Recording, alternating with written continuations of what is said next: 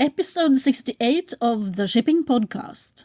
Welcome to the Shipping Podcast, where I meet interesting maritime professionals sharing their passion for the shipping industry and their everyday job.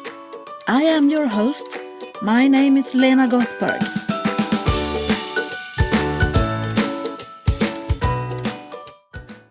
Today you are going to meet Håkan Fagerström. He is Group Head of Cargo, Tallink Silja Oy, in Helsinki. I met Håkan on May the 16th when I went to Sea Focus conference in Helsinki. And since he knows so much about the cargo that is being transported at sea in the Baltic area, I wanted to sit down and have a chat with him. As you will hear, Håkan is a very ambitious man, and he's now studying at the university to become a doctor in logistics. I think that is impressive. So, without further ado, this is Håkan Fagerström for you. Welcome to the Shipping Podcast. Could you please introduce yourself? Yes, and thank you. I'm Håkan Fagerström. I'm the Group Head of Cargo in Tallink Group.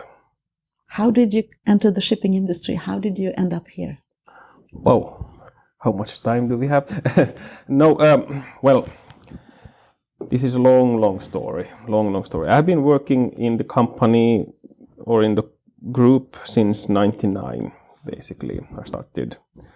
And at that time I started on the cargo side. I was basically in Turku harbor, when at that time our major traffic was from Turku to Stockholm. We had the main traffic at Silja Line time from there, and we had also a lot of cargo. So I was on super cargo basically in the harbor because of the short harbor stay. So were you at sea before? Or? Yes, I was at sea before. So I'm an educated maritime captain. Okay. And I started my career at the same time I was studying. But why I basically came in contact with this job at all was that during my sea career,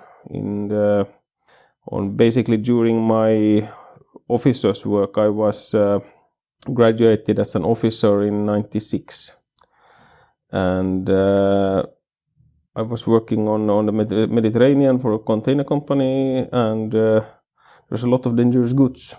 And unfortunately, at that time, it was a little bit like Wild West and the handling of dangerous goods. And at the same time, Windows 95 came at that time. So it was also this emerging markets for the IT business.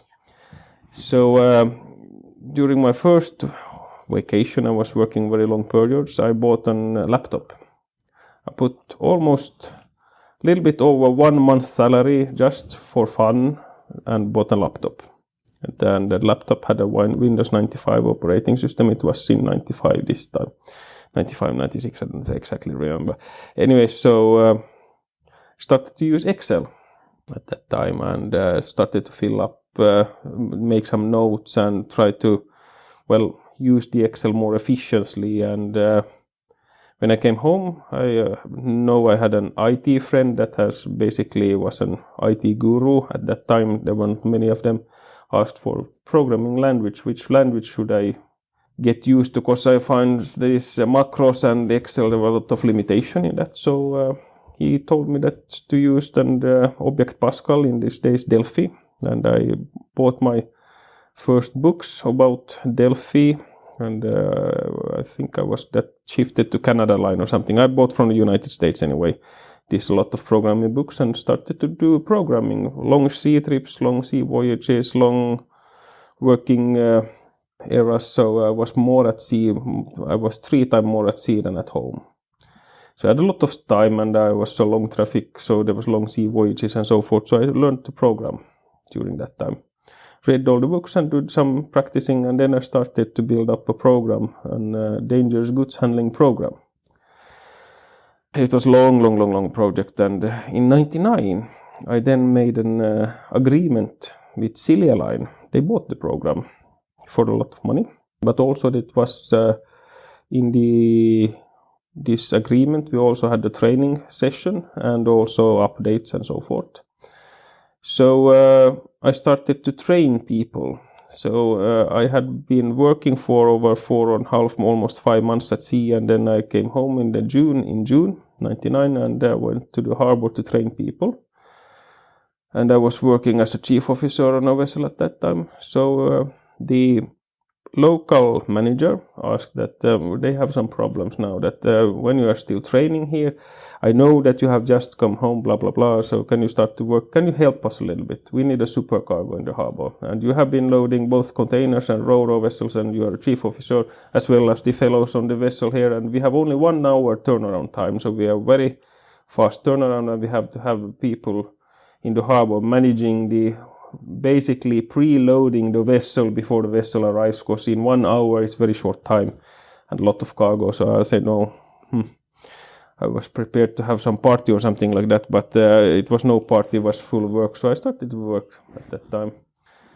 And then I had that school, same in the autumn, and should finalize my last year at the Maritime University of Turku, and I had only 1 year left, so I thought that okay, I can do it 1 year then, and then I train the people using the software that I have built and so forth. So one thing led to another, and it was never meant to stay ashore. I saw myself somewhere at the end of the world sailing on fancy. I loved it at sea, because the farther I could get from Finland, the better it was. So I was a lot on the other side, and I was a lot of south of Dakkar, because I thought that the word started south of Dakkar, that basically I had some wordings that I used to say, and that was one of them, that the word starts south of Dakkar. Before that is just you don't know what the life is before you come there. But anyways, so I have no intention to start to work ashore. But one thing led, the programming issue and the Silja Line agreement then led to one thing. So after that, I never left the company. So I did my studies and graduated in 2000 as a master, and then I went for a short while on the sea to get my license, because I was very short to get the license. So I was a very young age I got the license, the master's license. And did you sail for Silja then? Or no, it was for Fincement. It was a bulk carrier in the archipelago. So my aim was also to get the pilot licenses and then start to work maybe for Silja Line. I had no plans actually. I was just open for everything. Then there were some organizational changes, and actually, I don't know how one thing led to another. Then I was the operations manager in southern Finland for Silja Line cargo traffic, and I was quite happy with that. And then I started to think maybe I should do some wise with my life and so forth. So, anyways, at that time the ISPs come to the harbors. We had the 9/11, Bin Laden bombing and so forth, and then we had this ISPs coming with high speed into the harbors. It was the quickest thing that IMO had done, and I rather not think that it will be any such projects in the future, because it was in a very short period of time they managed to get the ISPs into the harbors. And my duty at that time was then to build up the ISPs for the port facilities in Turku, which I did. It was a huge project, and then the ship management general director, Mr. Grönvall, came to Turku to inspect and to review what all monies had been spent and so forth, and he was very pleased. So we went out for lunch, and then he asked that maybe you would like to start to do something for the fleet management, but it requires that you move from Turku to Espoo, to the headquarters in Espoo. I said, okay. I consulted my wife. Let's move to Espoo. So how far is that for people who doesn't know? It was now 2004. Yeah, but how far away from Turku is Espoo? 150 kilometers. Okay. So I started to work in 2004 then for the fleet management. So I left the cargo and went to fleet management. And it was a highly interesting time, because now I could utilize my maritime expertise in a totally another way. So I was the marine superintendent for our fleet, and that, a superintendent do these safety checks and marine safety checks. And so how big was the fleet at that time? We had, at that time we had 14 vessels, and quite big, yes. And I was the alarm officer, so if anything happened, they called to me, and I established the crisis groups and so forth. And it was a highly interesting time, but then the director of this department went sick, and my boss became the new general manager for that department, and then suddenly I was the marine manager. So then I had the whole responsibility for the whole fleet from the naval perspective. Then I had a colleague who was from the technical side, so we had a very good dream team there.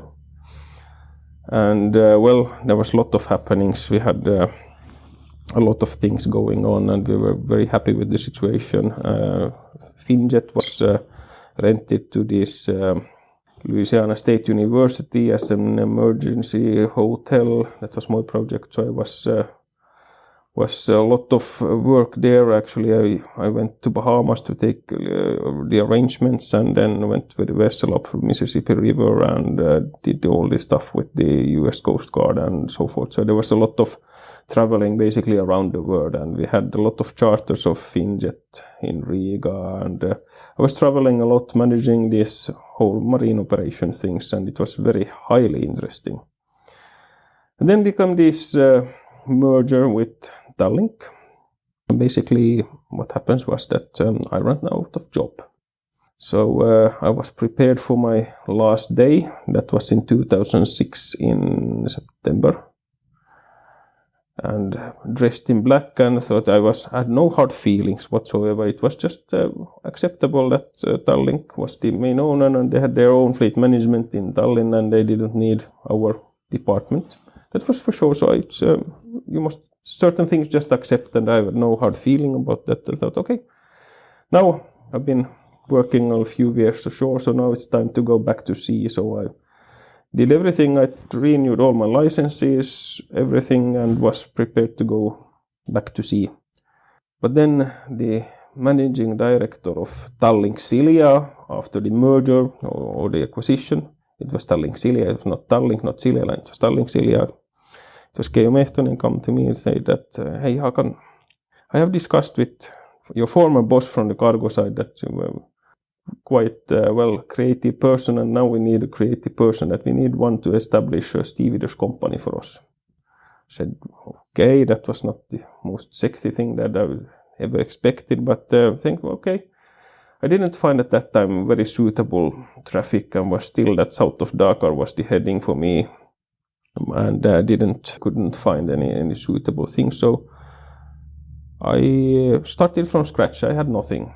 I had just a paper that there was an HTG stevedoring oil, and that was it. So I said, okay, what's the time frame? Maximum 3 months. I said, 3 months? And you want to work in stevedore company? Yes. So I said, okay, let's see what we can do. And I started to do some calculations, financial calculations, investment calculations, start to negotiate with the labor unions, so forth, to see that is it any reason, is there anything in this, and found that there can be some benefits of this, and went to Tallinn to show the calculations. I said, okay, shoot. And then we went on. Though I needed a little bit more than 3 months, because we had no facilities, we had no office, we had no machines, nothing. My God. But in 27th of January, we started the operation. I had hired at that time 36 dockers and 2 foremen, and built up, and at the same time was appointed as managing director for the company.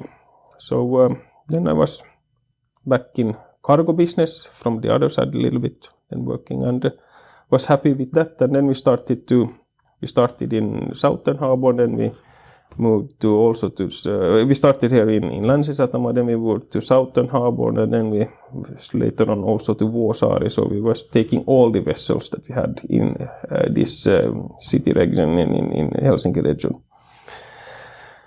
and got happy with that. At the same time, the German traffic shifted from Germany line shifted from Hanko to Helsinki. So suddenly we had 3 times more traffic than expected. So it was quite a lot of turbulence, and everything went well basically. And in 2008, again, it was asked that maybe you could consider also take the operations, cargo operations responsibility for Tallink Silja. So I had double seat then. So I started okay, and maybe I had a very good team in my HTG and so forth. So yeah, I said, okay, why not? Let's look for some synergies. Started to trim that up, and then, well, it went quite well. It was a tough time. We quitted the German route. There was a lot of negotiation. We must reduce both on HTG and also on Tallink Silja Oy, reduce personnel, but we also must get more efficient at that time, and also because it was hard times, 2008, 2009, the financial crisis and so forth. So we rearranged basically everything.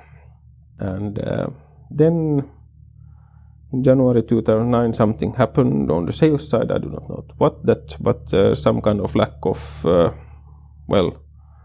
there was something between the sales director and the management board. So in January 2009, I was then asked to take chair for the whole responsibility of sales and operations also. And I had not been in sales before, so that was, quite interesting times.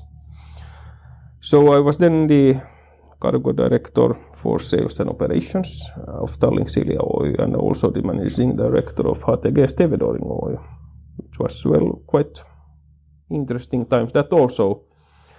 So at that time, first time in my life, I felt that now I need something more. And I discussed with the board, and then we decided that, okay, I will do my executive MBA. And that was, I cannot express enough how, I can say, that helped me for my career and also the general knowledge, especially for me, the executive MBA. I would not have any use, always education is good, but from a normal MBA, wouldn't gain that what I needed from executive MBA, the parachute knowledge of the whole business, from accounting to marketing to sales to operations, everything basically, and HR.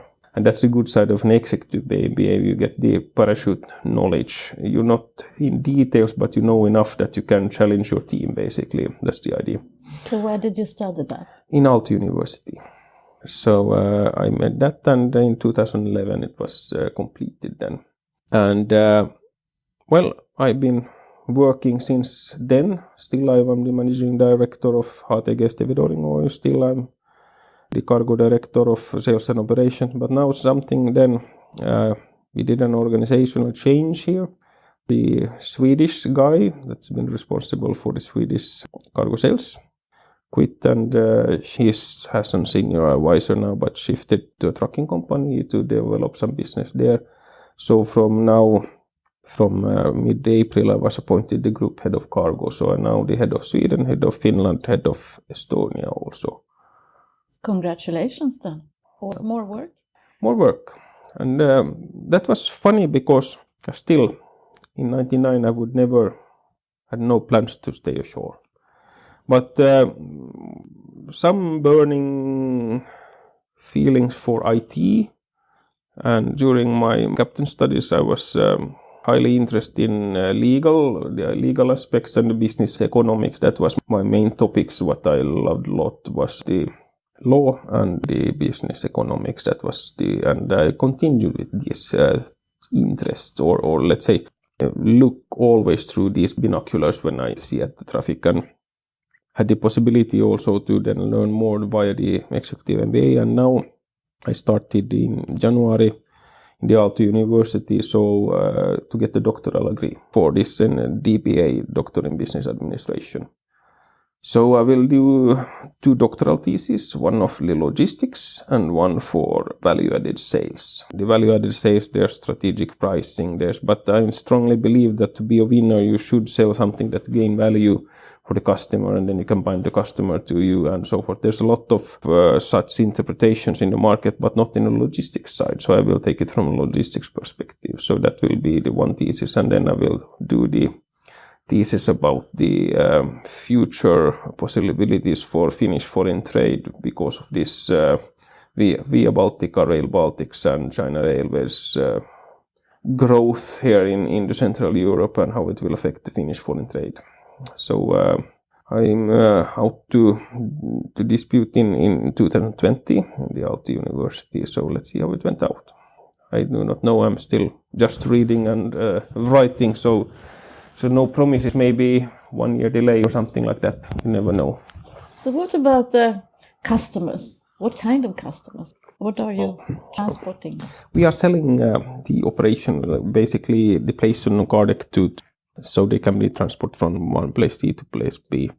And then we have the whole, also the stevedore services, whatever needed for that. But basically we are selling a place on the car deck. And we are one of the biggest players here in the Baltics. And for example, between Helsinki and Tallinn, we have a 65% market share. And then we have Finland, Sweden, rough 30% or something like that. So we are quite big players here. Over 330,000 cargo units annually and increasing.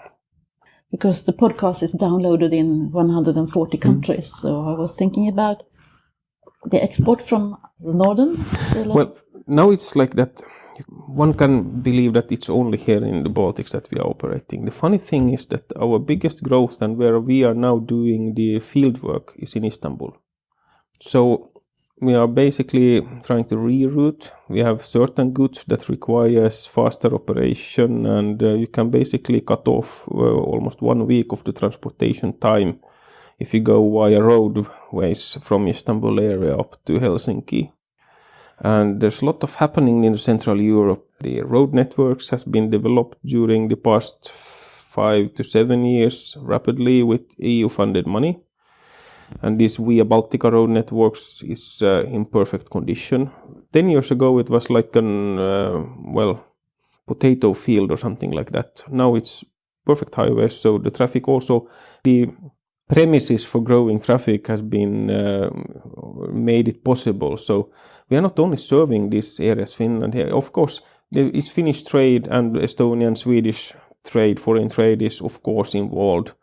But it's not only the Baltics, only the Nordics. Our key market area is Central Europe, where I'm mostly at this time spend my time and in seminars and do a lot of presentation. I was last year was three times in 3 months in Istanbul, keeping speeches, telling them about the traffic, helping ECOL to get Trieste, their Istanbul-Trieste line up to Ostrava working and so forth, and I love a lot of contact. And now last week when I was on board Megastar, our new vessel, so I was on the bridge. I usually spend some time there because I still have my maritime background, so speak with the captains and so forth. So the chief officer said, "What have you done?" I said, "Why now?" Well, before we had 2 or 3 Turkish trucks a week. Now we have 3 or 5 every trip. So the traffic is developing rapidly, and from that area also we start to see Far East traffic coming with the China Railways block train from Eastern China to Warsaw area is rapidly growing. So in the future we also start to see Far East traffic coming via Helsinki-Tallinn traffic. So in the future we also do the marketing in Far East. So even though we have short 2 hours trips here, so we will expand to a lot of different areas. So lot of different things, and the most funny thing, the single software what I built in 99, we still use it. Okay, you were ahead of your time then. Yeah. Basically, of course, it has been updated because the regulations have been updated, but also our competitors, I sold it to competitors, and I still do programming. A little bit different programming because time changes, and before when I started it was on a local computer, then in 2 years it was a client server version, and now it's furthermore also in the mobile and so forth, you can use it. So how do you see digitalization impacting shipping?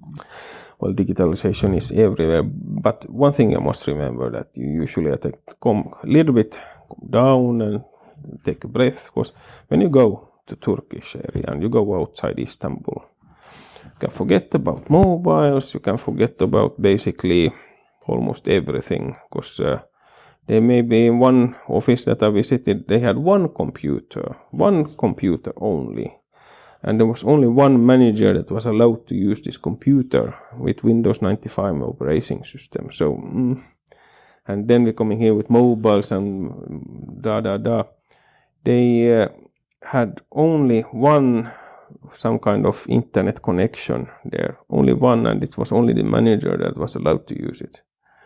So they had a telex taking with the mattress printers, taking lists and inventory lists, but there was no connection to the outer world. So Google Maps didn't find even the roads where we were visiting a customer. So some reality also that digitalization, but digitalization must be suitable for the traffic and how to integrate it into your certain. It's suitable for certain clients, yes. But here in our system, first of all, we are building a public API, a public layer so we can integrate into our clients, or our client can integrate to our booking system, do the booking by themselves, and we have already developed a long year ago an extranet system, so they can log into our system, do the booking, so they do not have to call us.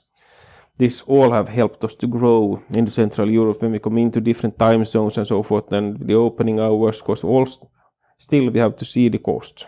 Everyone is looking at the cost. Basically, furthermore, I would like to say in these days we are looking too much on the cost and not so much on the sales cost. They have some relation there, but the cost is basically the poison nowadays. So you have to keep low on costs, and the investors are looking at the costs, and everyone is looking at the cost. If you go out to a bank, they always look at the cost. I think that's quite strange, because you should actually see the last line. Of course, they do that also, but if you have high cost, then you are poor managing and you're not doing it correctly. So it's very cost-driven at this time. This may change, and this had also changed. 10 years ago, it was a total different story, but this is the line of today. Yeah. But digitalization, what others that we do, all ships reporting, everything is going in that direction. We have now start to use our loyalty program. You do not have to have any plastic card. You have it in your smartphone, and automatic check-in, and a lot of these things. So we are happening a lot in this area, and especially this integration in the booking systems and so forth, saving people's time and money, of course. That's the whole thing, and also getting things faster done. But still, we cannot leave the old thing, because then we have smaller clients that still working with Excel. And what we did then again, we have cancelled the fax. Because we have the fax there, but we have from our internet site took the fax number away, because we will in 1 year or something like that take it off there, because too many channels, it's too many mistakes. That's the common fax, and it's also a copy machine at this time. So no one has a separate fax anymore. It's a copy machine. It's multi-copy machine. So mixed paper and lost papers and so forth. So it's so very seldom that it's used. So these times then occurred some mistakes, and that's not good. So it's better to get rid of the whole number. So, but integration is, I would like to say, that's the word of today, that public APIs, and also from governmental perspective, they are doing the same things, that you have access to different certain data about traffic, about what's happening in harbor, ship traffic, and so forth. So everything is now open layers for integration. That's the word of what's happening today. And so how do you see the future of shipping then, in general? In general, I think, for cleaner things are getting more popular, but still, I'm never pessimist or never negative thing, but all the hypes with different things, it will come, but it must not come with a cost. Logistics is 100% cost driven. You can tell them stories about how much everything, and the first thing, does it cost anything? Because there are always cheaper people that do the same for a cheaper amount of money. So they hate when I say it, but that's the truth. You can go to the logistics company and they say, he is totally right. This is the thing, that this is how it works. Will it come with a cost? Then, not interested. The cheapest thing, it's totally insane, but this is how it works. Then you might do like this, that do you want to take the cost by yourself and say that, do it for the same price as a competitor, but this is our competitive advantage. That's another story. But the cost, then you have to, in your plan, in your strategy, you must have it in your mind that you will not get it from the customers or the clients. Then you have to be, your strategy to be a winner, you can take more market parts or shares or something, but if you are as cheap as your competitor, and then you might take this cleaner thing as a theory or milestone in you, say that, but despite that we have better service, we have also this, we are also as cheap or as expensive as our competitors, then you might get it. But just say that I have this and they want to pay something more for that, no way, not whatsoever. Unfortunately, I say, because I'm totally green thinking and I usually advertise our green thinking issues to all our clients, but the first question we'll get is, does it cost anything? Do you see any changes in the future? A new generation coming in and they are a little bit different from us in a way. We are all investor driven and the investors want to see the money. And if they can get a rate of return, let's say, for invested money, 10% for basic traffic or 7% for cleaner traffic, they take the 10%. That's the cognitive thinking of economics, unfortunately. But then again, how we do it, we cannot be much more expensive. We take this as a competitive advantage. Why choose us? Because then they admit in the end that there are some clients maybe that like this and so forth. So maybe this certificate, the ISO 14000 certificate is a good thing, and maybe the clean thinking is not that bad either. And especially when we do not see it in the costs. But how is this sustainable thinking? Not really. But this is the truth how it works, and that's a shame to say. Maybe everything changes. Maybe in the future we will see it more cleaner things and so forth.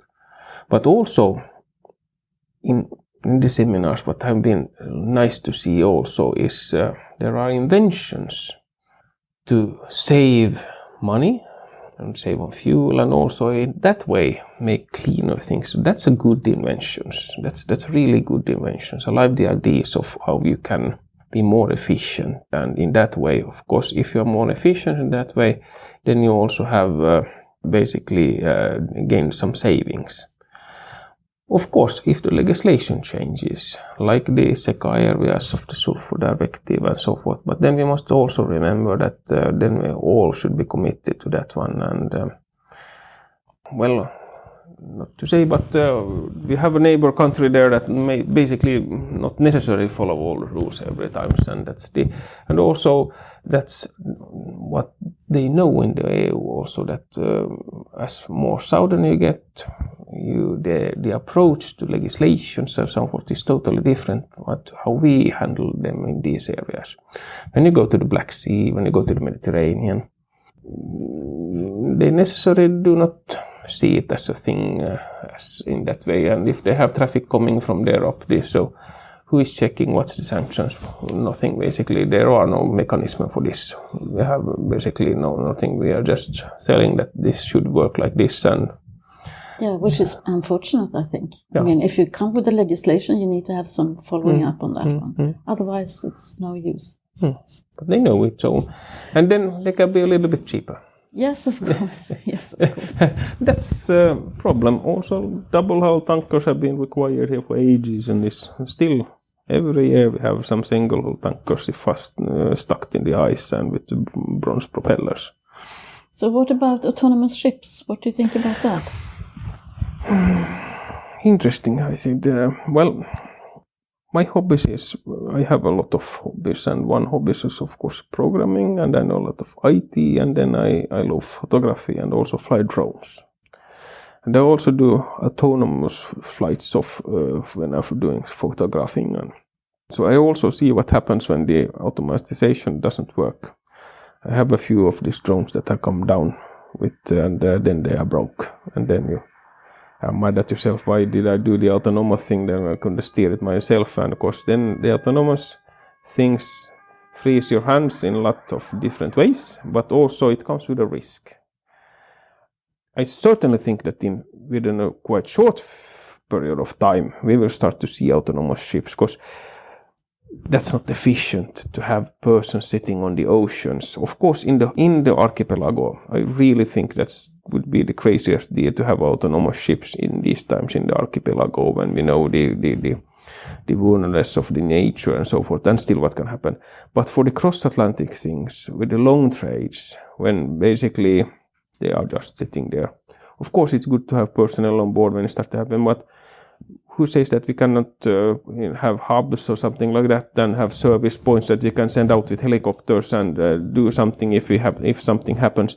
But the cross-Atlantic things, certainly, I think it should be developed more rapidly also, because we know about the lack of officers, and also why have an officer sitting 2 weeks when you can have more of these resources what we have today to specialize in these vulnerable areas where we have the nature, where it's highly critical. Okay, the whole planet is, but one must be realistic also. The South Atlantic or North Atlantic, there are no archipelago in the middle of the sea, so why not autonomously ride a vessel there and then maybe have a gang, like a little bit pilotage, but a little bit more outside than the pilot is very narrow to the harbor. Maybe North Sea pilotage area, which we already have, basically something at the south end, they will be collected there and then taking up something like in these visions. But certainly I think that within the forthcoming 15 years, 2030, we will start to see more of these autonomous ships. But there's also a lot of legislation changes that must be done, because the sea transport legislation is very old, and still we are following these rules. So there must be a huge turnaround in the legislation also before we can start to see that. Because, I'm not going into details. I can hear that you think autonomous ships is no crew, but there could be less crew, but still crew on board. Why have crew at all if you are going for autonomously? Because then you can, I think that today's technology already, you can take the vessel from North Atlantic, you get the wave heights, you have so many measurements, so many things how to measure the surrounding circumstances. You know exactly from satellites where are the bad weathers, you can go around them. Why bother? Why have a person at all on board? I would strongly suggest that this cross-Atlantic thing, the long trades. But then again, coming into these priceless navigations, and then it's always, I think, good, because then you're coming close to these areas where there's a lot of disturbing traffic and things that require immediate actions, which you might see with the sensors or with the first person view things, cameras and stuff. There might be delays and so forth. But basically these long trades, and we have a lot of these long trades, I can tell you that in the world traffic, so there's a lot of this. Maybe that could be a solution, because we are, as you saw in the seminar yesterday, there's lack of officers, and there will be even more lack of officers in the future. Why do not use these resources to manage the coastal areas only, and then go and spare time, because still the vessel is the longest time is on the open sea anyways. So maybe with that matter, maybe do them specialized in these areas. But as you said, an autonomous vessel can you have 2 persons on board also. Still, we are persons to set. We have a man on the moon also with not a lot of persons, but sitting alone on a big vessel or with a colleague on a big vessel for a long period of time. That could be quite not the nicest job, to be honest. You must see also from the human perspective. Yes, of course. Shipping is often looked upon as an invisible industry. No one knows about us. How can we change that?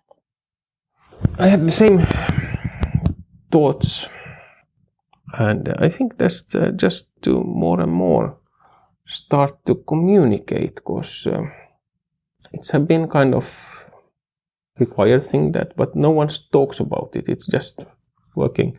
You have to lift it up a little bit and tell about it, because there's a huge thing without it, the foreign trade would be a disaster, basically. And also the training of the personnel. I will keep a speech on the day after tomorrow on this intelligent hunt seminar, and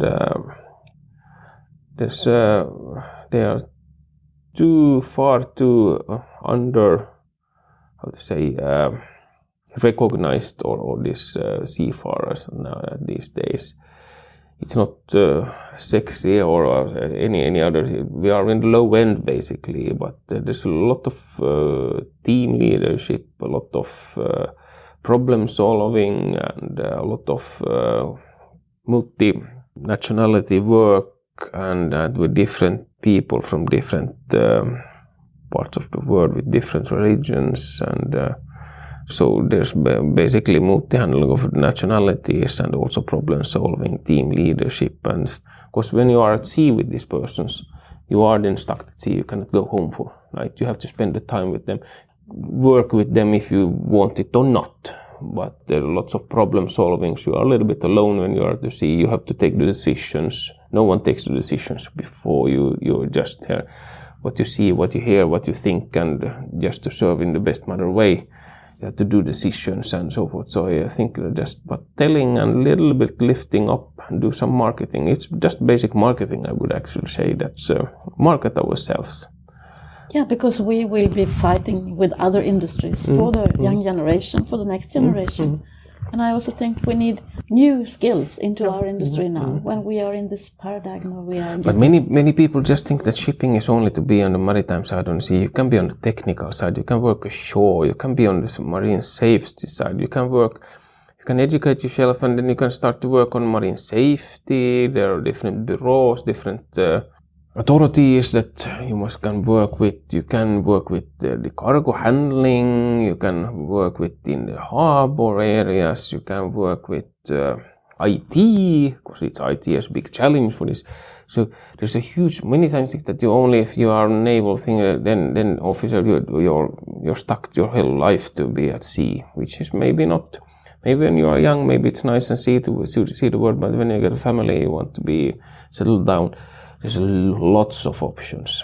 And to be honest, a lot of good leaders in our industry have a maritime background because of the leadership skills, and also the problem solving things, and also the knowledge how to work with multinational partners and observe different religions and also different persons with different backgrounds, which is today's in the big companies. You have multinational companies and big groups and concerns. So you have learned a lot of teamwork and psychologics and crisis management and so forth that you have to do when you are at sea. And when you get a little bit more education, like an executive MBA or something like that, you can be a quite good winner and quite good leader. And there's a lot of examples of this in the real world. Yeah. So who would you be interested in listening to in the next shipping podcast? Who do you think I should meet? I have my former boss, Mikael Lindholm at Finnish. We were working together for a long time, and I think with his expertise and what he's doing now and what he has done throughout his professional career, I think, and he's a very good teller also, an extremely good leader, which I respect a lot. So I would put the ball forward to him. Okay. He's certainly a person worth listening to, because he has seen all the ISM, he has seen all these things. He was also partly involved in when Silja Europa was in the Estonia disaster, and has been at sea a lot more than I have, and still working at the Finlands with this maritime operations. So I think that he would have a lot to tell. Okay. I will try. I will see what I can do. Thank you very much for taking the time, Håkan. Thank you. It was very interesting. Thank you. Thank you. Thank you, Håkan. I would like to pick up on the fact that you are talking about reality when it comes to digitalization and connectivity. I think that is why I, in the previous episode, spoke to Andrew Faiola, who is the director at Intelsat for mobility in Europe. Yeah, Europe, because I'm in Europe. The cost for connectivity is coming down. Industry Revolution 4.0 means that we are all going to be digitized and then be a part of the digitalization. If you haven't really got those different words in your mind yet, please listen to the episode with Per-Olof Arnes, where he is explaining all these different buzzwords. I attended the Shipping 2030 in Copenhagen in March. I've told you that before. And at that conference, everyone was discussing why do we want connectivity and what is it good for and things like that. I attended the same conference but in Singapore now 2 weeks ago. And now the discussion has moved. Or maybe it was because I was in the Far East. The discussion is now, how can we use connectivity to our advantage? It's not only discussed as a cost anymore. And what I learned there was that it's actually 1% of the cost for operations that is connectivity. The price has come down and there are more suppliers to choose from nowadays. But how can we use connectivity and digitalization? How will that be something good for us? That is what was discussed in Singapore. In a way, I think that we in the shipping industry have not yet realized that we are the attractive ones now. We are at the top of the agenda for all these suppliers of connectivity. And that has to change. We need to see our own value now again, for other people and not only for ourselves. I want you to see the value of the Shipping Podcast. This is a new channel. No one has ever started a podcast where you can listen to the voices from the maritime industry before. I have been doing this for 2 years now, and I think it's so much fun. I meet so many interesting people, and I can share that with you. But it's a little bit hard to be a one-man band. So I need more engagement from my listeners. I need you to spread the word to more people. We need to grow the followers and get more people to listen to the Shipping Podcast. It's the only way that we can get in front of people who doesn't know anything about shipping. During the last few months, I've set up a YouTube channel. So if they don't know how to listen to a podcast on their mobile, and they don't want to visit theshippingpodcast.com on their screen at their desk, they can listen via YouTube. Just search for Shipping Podcast. I still need more people to follow me in there to be able to do some more things. I think I need 100 followers on YouTube. On top of that, I have set up a Patreon site. Patreon is a way to financially support what you think is value for money. If you think this podcast gives you any value, please search, Google, visit patreon.com/shippingpodcast. And there you can contribute financially to what I'm doing. And if you see my vision, if you see what I'm trying to do, please do that. If you are in charge in your company for marketing, please consider the Shipping Podcast, the audio that goes into so many people's head in 162 countries around the world. Please consider to reallocate some of the funds and do some advertising in this podcast. I love working with new people. We should do this together. But I need more engagement from you. I'm rapidly approaching 100,000 downloads. That is so much more than I could ever have expected. But we need more, because there are more people that needs to know about the shipping industry. I leave you with that. I love you and I leave you. From me to you, over and out. Thank you for listening to the Shipping Podcast. Don't forget to tell everyone that you meet that there is a Shipping Podcast available and that they should download it and listen to the maritime professionals who are sharing their passion for the shipping industry.